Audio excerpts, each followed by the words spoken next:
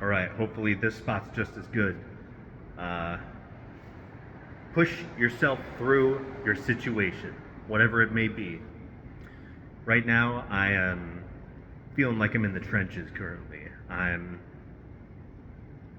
coming off of some pretty bad habits. I it's middle of October. It's a really gray kind of day. A lot of the days are starting to feel a little gray where I live. Uh, Big lack of sun. There's lots of things that kind of went wrong. I've had tons of carbs today, carbs after carbs after carbs, and it fucks with your brain. You may even feel it in the way I'm talking right now. It fucks with your brain. And what I think this is a perfect example of not making your situation worse when it gets bad. You know? Like, take me for example, right? I'm in the trenches. I'm feeling myself losing the momentum just a little bit. And it gets hard. You get that nagging feeling of, oh, you already fucked up, so you may as well do more. And right now, I want to do so much more. I want to go get an energy drink. I want to buy some weed. I want to play some games until my eyeballs hurt and I just pass out on the computer screen. Guys like us, we have obsessive personalities. And that can go either good or bad. We can obsess over our work. We can look really deeply into what matters and into what's important and how everything's supposed to work. And, the actual good habits we're supposed to be doing. Or you can lean into what makes you comfortable, what makes you feel safe, what makes things feel good to you and not much else. See, a thing like video games, I've been playing them since I was 7. I'm really fond of them. I think they're a fantastic art form. But at the same time, they can ruin your life. It really comes down to the way you use them, the way you play them. Finding yourself hunched over a computer screen till 3 in the morning, by yourself, not even online with friends, just sort of grinding a game out. It's not even fun. It's just sort of, oh, I want this really, really nice ship or car or whatever, and I'm just grinding it out for it. That's not fun. Spending hours of your life that you're not even going to get back on something that you don't enjoy. And I'm not saying you really got to compare it with grinds in real life. You get into business, you get into selling a product and advertising it and pushing it towards people's screens and helping them understand the value of it and everything like that. And a lot of that work feels pointless. A lot of that work feels just like a video game where you shut it off, you stop doing the thing, and there's no real results. But when it comes to things like business, when it comes to selling a product or furthering your goals in your job, there's a tangible product there. There's a tangible change to society there. There's a tangible thing that you understand, that you're actually contributing to the world. And by the end, if you play your cards right, there's a massive reward, bigger than anything any video game could give you. It'll give you freedom. It'll give you the ability to say no to employers and actually be a self-employed person. Whereas with video games, if you're going to be trying to go down that road, and I'm sure you're going to think, oh, people make millions playing video games. We're talking about the 0.1% of people who play video games, okay? We're talking about the people who dedicate their whole lives to games. And there's millions like them who are not nearly as successful as them. They're just in their studio apartments they can barely afford, thinking, well, I'm so close, I can be that big gamer who goes to tournaments and, is just a master at what he does on the screen.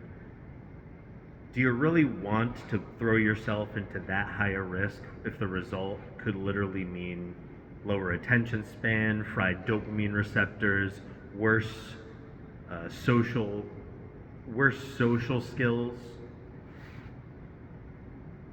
calcified pineal gland? You're going to be in front of the screen so often, all that blue light, it's going to fuck with your sleep. I love video games as an art form. I love them in the sense that, games like Red Dead Redemption or Persona, or,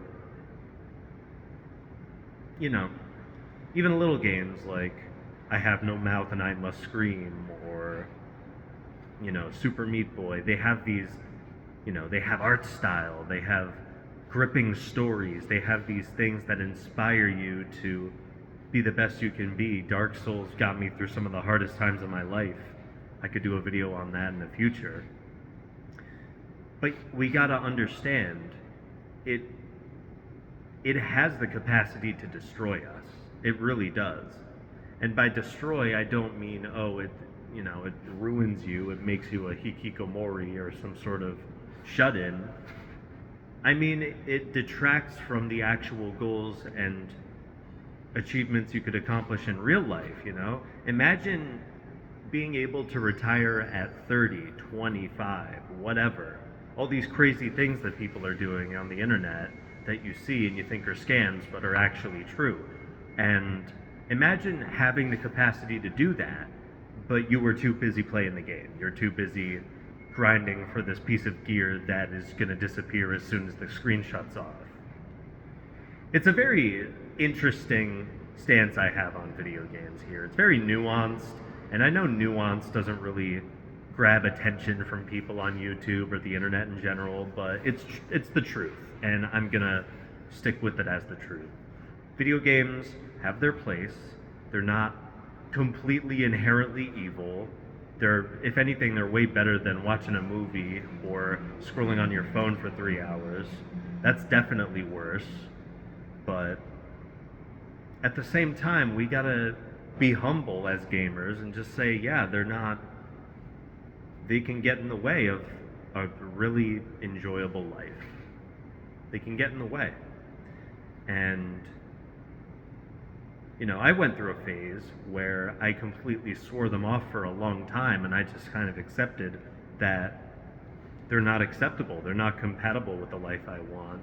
But in doing that, I lost a lot of the benefits from them as well. That alleviation of dread when it comes to just being in the workforce, doing something you don't like doing, and having that nagging feeling of, oh God, this is all my life is. There's nothing fun or exciting to come home to or to experience. Sometimes games can fill a role. Other times games can tell you a story in a way that nothing else can, and condition you to enjoy doing difficult things. See, it's almost like it depends on the type of game you play. Playing FIFA and Madden and all this shit is not really productive or adding to your life in any way. I mean, unless it's your bare minimum, you do it once a week sort of deal, once a month, you just gotta wind down. Most people don't do it that way, though. Most people use it to cope for their shitty lives that they know they're not living up to their fullest potential in, and they think, okay, how about this minimized kind of digitized version of life that I can be a master at, and there's all sorts of help, and there's all sorts of little dopamine hits where there wouldn't be in the real world that can get me there. Well, it comes at a hidden price, and you got to be mindful of it. You really have to be mindful of it. I think the push through is extremely important, okay? Pushing through and just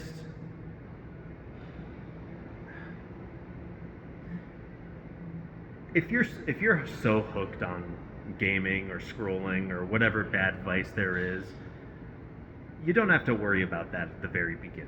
You know, if you're anything like me, eliminating the bad habits is way tougher than adopting the good habits. What you really need to do as a young man, especially, is to bury and drown all of the bad habits with a ton of good habits. Yeah, sure, I fucked up and I played an hour of video games today, but I'm gonna write, I'm gonna journal, I'm making this video, I'm writing the book that I'm writing right now, and I'm applying for insurance, which I need because, in this country, if I get hit by a car, then I'm screwed unless an insurance company foots the bill, or at least some of it. But that's beside the point. You gotta drown everything. You gotta drown your bad habits in your good habits. That's how you give it. That's how you start at the beginning. That's how you overwhelm this negative impact on the things that you just want to love. A little less exciting today, but like I said, I'm just pushing through it, and I hope you do too, and I hope to see you next time. Peace.